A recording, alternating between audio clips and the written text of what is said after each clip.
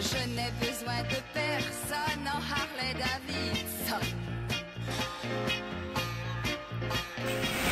La position est géniale. Le seul hic, pour moi c'est un problème. Enfin, il y en a deux en fait. C'est du Harley, on n'est pas fait pour rouler vite, c'est certain. Ceci dit, lorsqu'on accélère sur autoroute, passer les 140 km/h, au dehors la loi, je le reconnais. Mais la moto est tellement vive de par sa nature, par ses caractéristiques, qu'à partir de 140, si vous appuyez, j'ai le caméraman qui a failli se casser la figure, je ne sais pas si vous l'avez vu, enfin peu importe. Donc si vous appuyez un peu trop sur le guidon ou si vous bougez légèrement, voire s'il y a une bosse, la moto se désunit de l'avant. Et ce qui fait que vous avez une impression de louvoiement quand même assez sérieuse. Bon, maintenant, jusqu'à 140, il n'y a aucun problème. Et puis à la limite, pour rouler tranquillement, c'est parfait. Le freinage, deuxième point noir pour moi. Alors, c'est pas de la sportive, c'est clair. C'est une moto qui est faite pour se balader. J'ai coupé le champ de la caméra, désolé.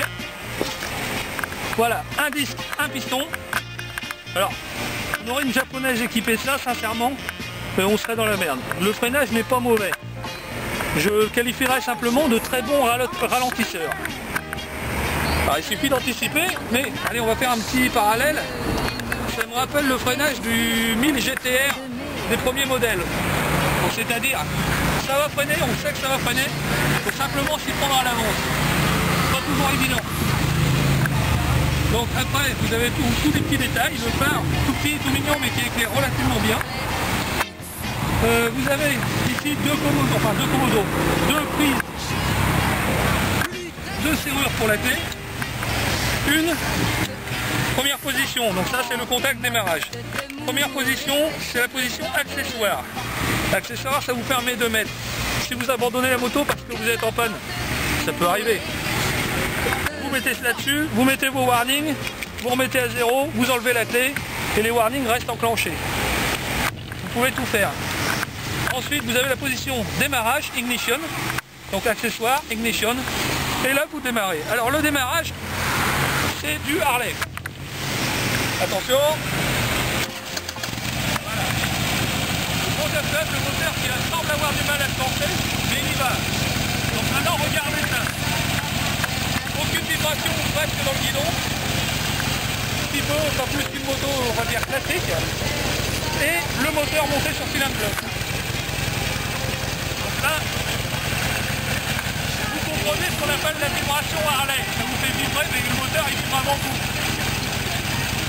Et ça fait partie du charme, mais c'est quand même quelque chose de bien sympathique.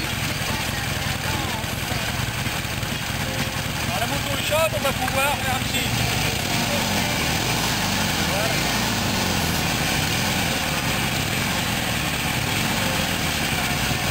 Alors finalement c'est une sonorité d'origine qui est relativement sympa.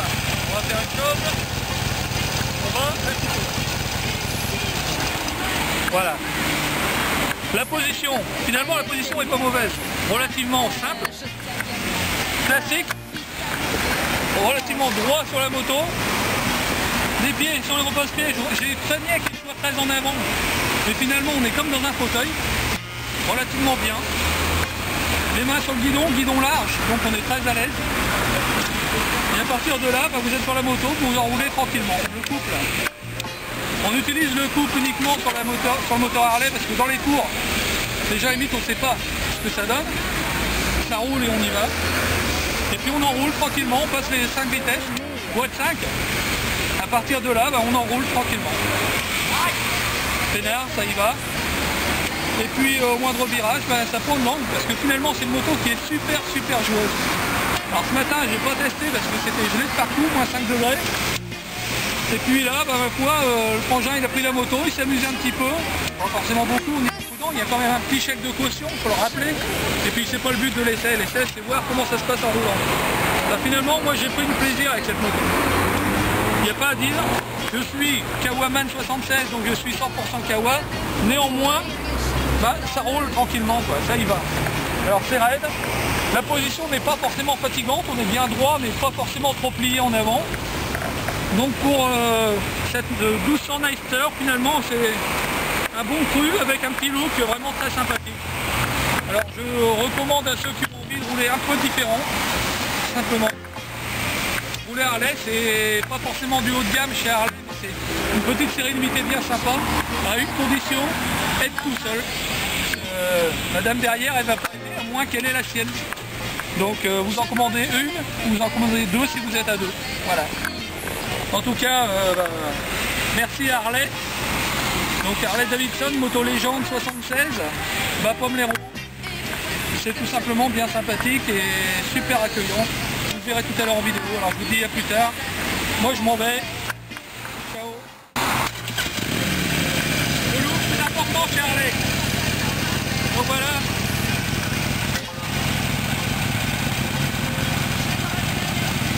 Allez warning, je suis pas très doué alors. Et si je meurs demain, c'est que elle était mon destin.